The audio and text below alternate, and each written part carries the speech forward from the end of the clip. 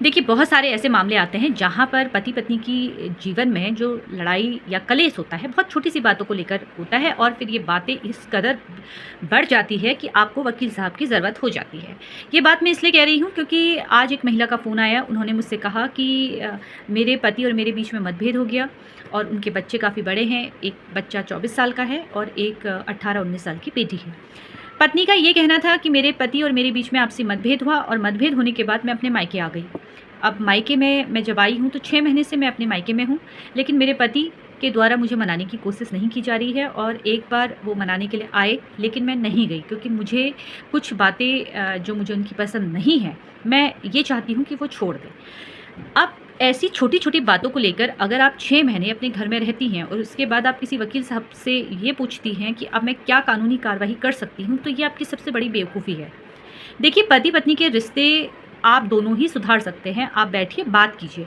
अगर आप किसी वकील साहब से बात करेंगे तो आपके वकील साहब के द्वारा आपसे यही कहा जाएगा कि देखिए, कानूनी रास्ता यही है कि अगर आपके साथ अत्याचार हुआ है, मारपीट हुई है, तो आप घरेलू हिंसा का मुकदमा दर्ज कीजिए। पैसे नहीं दिए जा रहे हैं तो मेंटेनेंस का केस कीजिए। लेकिन आप ये कहती हैं कि मारपीट तो नहीं हुई, लेकिन हाँ, अपशब्द भाषा का वो प्रयोग करते हैं कभी-कभी कि जब हम दोनों के बीच में ज़्यादा मतभेद हो जाता है या ज़्यादा गुस्सा जब हम होते हैं, तो वो भी मुझे कुछ कह देते हैं और मैं भी कुछ कह देती हूँ।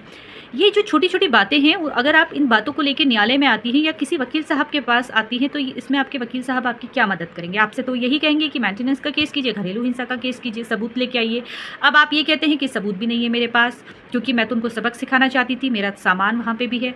अब ऐसी अवस्था में कानूनी रास्ता तो यही है कि अगर पति-पत्नी के बीच में मतभेद है, मारपीट की स्थिति है, तो आप उस सेक्शन के तहत मामला दर्ज करा सकती है जिस सेक्शन में पति के द्वारा अपराध कारित किया गया है। लेकिन अब आपको झूठे मुकदमे दर्ज करने हैं। आप स्वयं वकील साहब से कहती हैं कि मुझे अपने पति को सबक सिखाना है। अब ऐसी अवस्था में आपके वकील साहब आपका क्या साथ देंगे?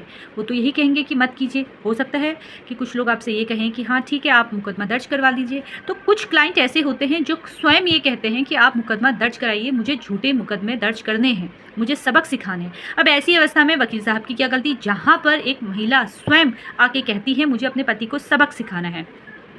फिलहाल कुछ वकील साहब तो सीधे मना कर देते हैं, जिनका कहना होता है कि देखिए, हम झूठे मुकदमे नहीं लड़ेंगे।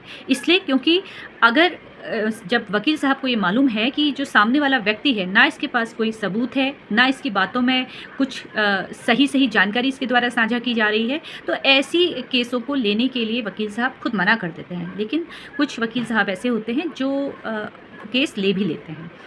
लेकिन आपको मैं ये कहना चाहूँगी कि देखिए, झूठे मुकदमे लड़ने से कोई फ़ायदा नहीं है। यहाँ पर आप जब ट्रायल के दौरान उपस्थित होंगी, आप किसी तरीके से एफआईआर लिख भी जाती है, आप छोटे-मोटे साक्ष्य प्रस्तुत कर भी देती हैं। जब ट्रायल के दौरान सामने वाले जो वकील साहब हैं, आपसे जब सवाल पूछेंगे, तो वहाँ पर कहीं न कहीं आप फँस जाएँगे और इससे होगा ये कि झूठे आरोप लगाने के चक्कर में और आपने जो 2-3 साल अपने बर्बाद कर दिए हैं, उस चक्कर में आप दोनों के बीच में तलाक हो जाएगा, क्योंकि पति तो ये साबित कर देगा कि भई मेरी पत्नी मेरे ऊपर झूठे केस कर रही है, मुझे मानसिक हिंसा इसके द्वारा पहुंचाया जा रहा है और इन केसों में फिर तलाक हो जाते हैं।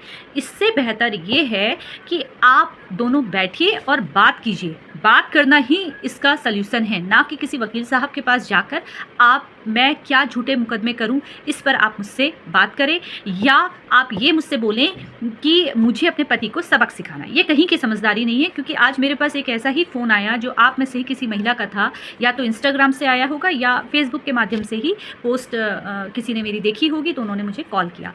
अब इस तरह के जो मामले होते हैं, वहाँ पर मैं आपसे निवेदन करती हूँ कि प्लीज़ बैठिए, बात कीजिए, समझौता करने की कोशिश कीजिए, बात सुनने की कोशिश कीजिए। बेवजह घर छोड़ना कहीं की समझदारी नहीं है, और वो भी जब आपके बच्चे इतने बड़े हो गए हैं, जहाँ पर आप इस उम्र के पड़ाव में पहुँचे हुए हैं, जहाँ पर आपको मतभेद करने के अलावा भी आपके पास बहुत सारे काम हैं। जैसे जैसे उम्र बढ़ती जाती है, वैसे वैसे हमें अपने पार्टनर की ज़रूरत होने लगती है। आपके सुख दुख में आपका पति या आपकी पत्नी ही काम आएगी, कोई तीसरा व्यक्ति आने वाला नहीं है, क्योंकि कल के समय आपके बच्चे बड़े होंगे, नौकरी करेंगे और उनके जीवन में भी कोई दूसरा व्यक्ति आ जाएगा, तो उस वक्त आपका पति या आपकी पत्नी ही आपके काम आने वाली है और कोई भी काम नहीं आएगा। ये वीडियो बनाने का उद्देश्य मेरा सिर्फ यहाँ पर ये है कि जहाँ पर ये छोटे छोटे झगड़े हो रहे हैं, छोटे छोटे झगड़े अगर हो रहे हैं, तो सिर्फ आप आपस में बैठकर ही मामला सॉल्व कर सकते हैं। इसमें आपको किसी वकील की सहायता लेने की ज़रूरत नहीं है। फिलहाल इसी तरीके से आप लोग मुझसे जुड़ते रहिए, और अगर ये वीडियो पसंद आया हो तो इसको लाइक और शेयर आपको तुरंत करना है, क्योंकि काफ़ी लोग ऐसे हैं जो बेवजह न्यायालय आ जाते हैं। न्यायालय सिर्फ अपने पार्टनर को डराने के उद्देश्य से आते हैं, लेकिन जब वो आ जाते हैं, जब उनका खर्चा होता है और अपने जीवन के कीमती साल वो न्यायालय में लगा देते हैं, तो उसके बाद वो फिर कहीं ना कहीं उनको सही रास्ता दिखने लगता है और कहीं ना कहीं फिर उनको लगता है कि इससे बेटर ये है कि हम समझौता कर लेते, बात कर लेते। फिलहाल इसी तरीके से मुझसे जुड़ते रहिए और सोशल मीडिया के अलग अलग प्लेटफॉर्म पर आप मुझसे संपर्क कर सकते हैं, जुड़ सकते हैं। और वीडियो अच्छा लगा हो तो इसको शेयर करना बिल्कुल भी ना भूलें। धन्यवाद।